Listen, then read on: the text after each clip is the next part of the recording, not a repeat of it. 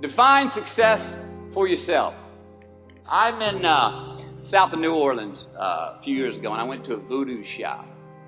And they had this wooden partition against the wall with these columns. And in these columns were all these vials of these magic potions, right?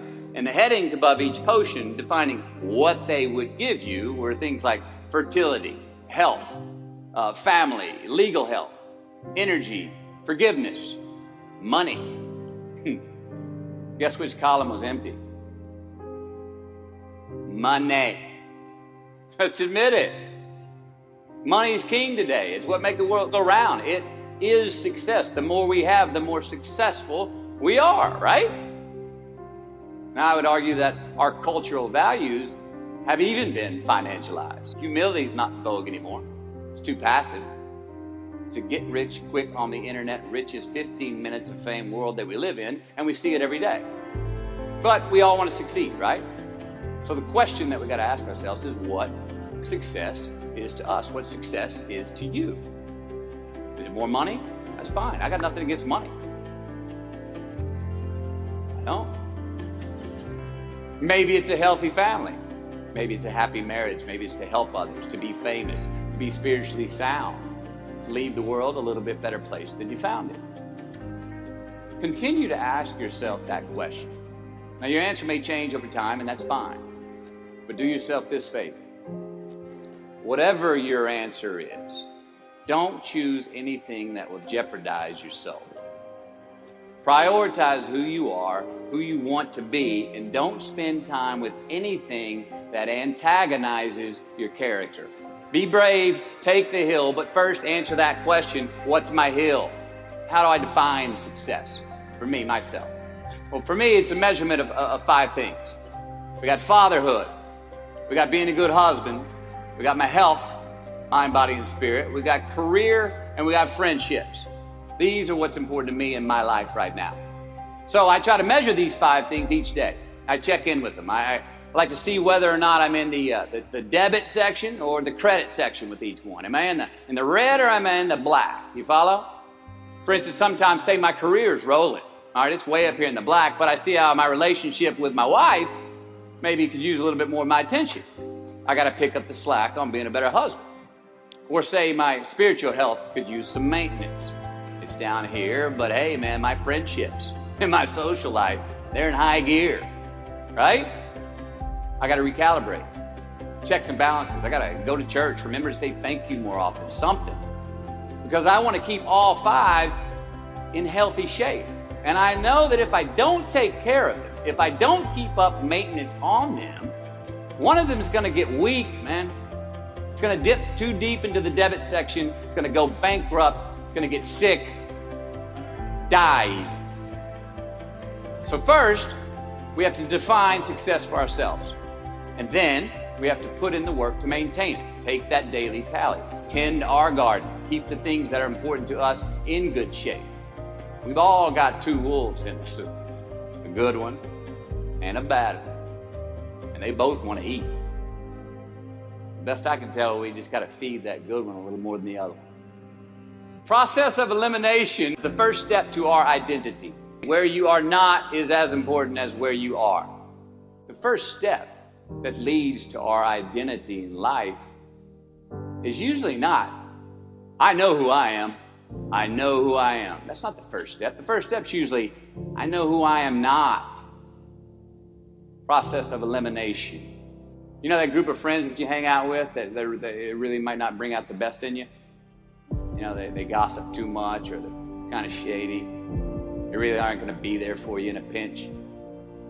Or how about that bar that we keep going to that we always seem to have the worst hangover from?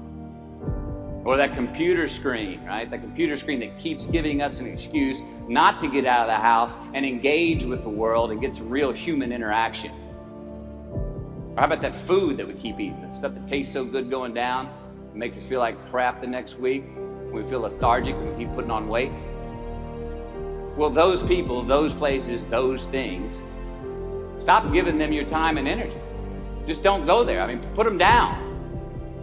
And when you do this, when you do put them down, when you quit going there, when you quit giving them your time, you inadvertently find yourself spending more time and in more places that are healthy for you, that bring you more joy. Why? Because you just eliminated the who's, the where's, the what's, and the when's that were keeping you from your identity. Like, trust me, too many options, I promise you, too many options will make a tyrant of us all. All right, so get rid of the excess, the wasted time. Decrease your options. If you do this, you will have accidentally, almost innocently, put in front of you what is important to you by process of elimination. Knowing who we are is hard. It's hard. Give yourself a break. Eliminate who you are not first, and you're going to find yourself where you need to be. Don't leave crumbs. And the beauty of delayed gratification. So what are crumbs? Well, the crumbs I'm talking about are the choices that we make that make us have to look over our shoulder in the future. You didn't pay that guy back the money that you owed him, and tonight you just saw him 3 rows behind you. Shit. You slept around on your spouse and you just found out that tomorrow she and the lady you're having an affair with are going to be at the same PTA meeting. Shit again. These are the crumbs. They come in the form of regret, guilt, and remorse. You leave crumbs today, they will cause you more stress tomorrow, and they disallow you from creating a customized future in which you do not have to look over your shoulder. So let's flip the script. Instead of creating outcomes that take from us, let's create more outcomes that pay us back, fill us up, keep your fire lit, turn you on for the most amount of time in your future. These are the choices I'm talking about, and this is the beauty of delayed gratification. All right, tee yourself up, do yourself a favor, make the choices, the purchases today that pay you back tomorrow. Residuals. In my business, we call it mailbox money. If I do my job well today, and that movie keeps rerunning on TV, 5 years from now, I'm getting checks in the mailbox. It's a heck of a deal. So whether it's prepping the coffee maker the night before, so all you got to do is press the button in the morning, or getting ready for the job interview early so you don't have to cram the night before, or choosing not to hook up with that married woman because you know you're going to feel horrible about it tomorrow, and her husband carries a gun, or paying your debts on time so that when you do see that guy 3 rows back tonight, you don't have to hunker down in your seat hoping that he don't see you. Get some ROI. You know what that is? Return on investment. Your investment. You. Customize your future. Don't leave crumbs. Life's not easy. Life is not easy. It is not. Don't try to make it that way. Life's not fair. It never was. It isn't now, and it won't ever be. Do not fall into the trap, the entitlement trap, of feeling like you're a victim. You are not. Get over it and get on with it. And yes, most things are more rewarding when you break a sweat to get them. The sooner that we become less impressed with our life, with our accomplishments, with our career, with whatever that prospect is in front of us, the sooner we become less impressed and more involved with that and these things, the sooner we get a whole lot better. We do our best when our destinations are beyond the measurement, when our reach continually exceeds our grasp, and when we have immortal finish lines. And when we do this, the race is never over. The journey has no port. The adventure never ends because we are always on the way.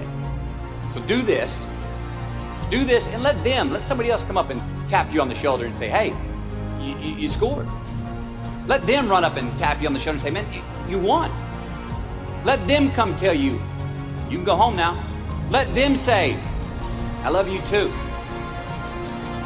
Let them say, thank you. Take the lid off the man-made roofs that we put above ourselves and always play like an underdog.